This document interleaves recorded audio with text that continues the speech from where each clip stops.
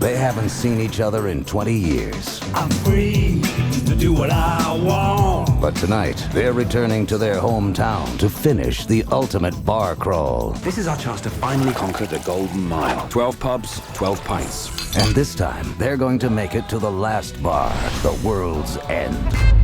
Well, it's weird, isn't it? You come back and everything's sort of different. I suggest you get on your way.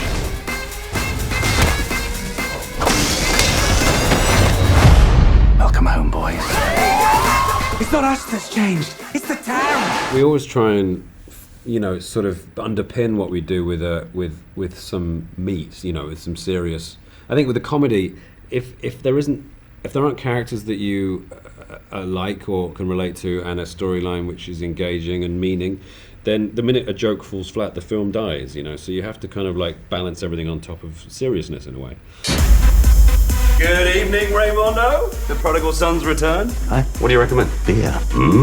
One tap, what's What? We don't like each other. We don't necessarily like, I think it would be lovely that Simon and I play enemies at some point.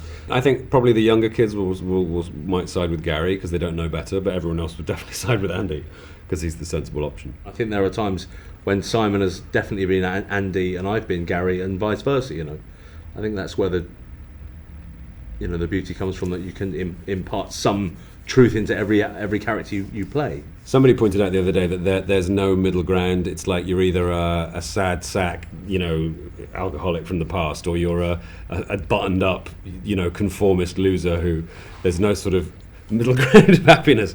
But I think, they find it, all five of them, six of them find it in the movie, In terms of the big fight in this movie in the Beehive, how long did that take to shoot? 8 days. 8 days, yeah. Like a day a minute. We were trained to a certain point, and then the good thing about that is on the set, they can say, hey, why don't we try this? And you say, yeah, let's do it, let's shoot it. Yeah. Especially with me with these big, Hulk hands, for bar stools for Hulk hands.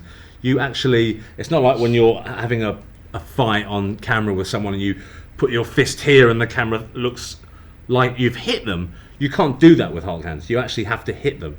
And so the first kind of 2-3 times we did it, you can see that I was pulling it and I wasn't going for it. But then the more and more you do it, the more you go for it. And then you knocked a man out, didn't you? I knocked 2 men down.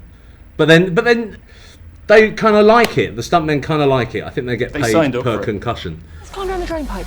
I got a better idea. Climb down the drain pipe.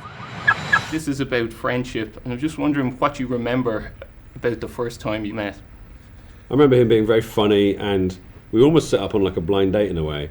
And I remember the clearest memory is when I left the party where we met. Nick was sat next to a gigantic speaker with a can of beer in his hand asleep. Red Stripe. Was it Red Stripe? And there are other beers available.